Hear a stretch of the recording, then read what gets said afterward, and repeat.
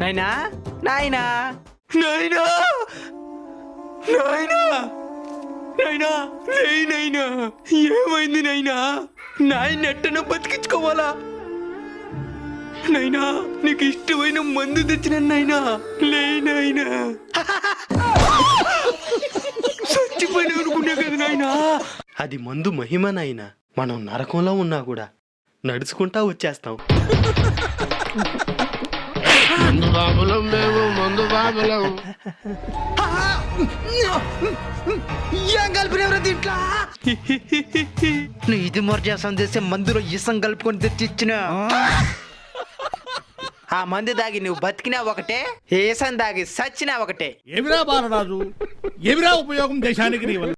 నాయనా నాయనా నాయనా నాయనా నాయనా నాయనా ఏమైంది?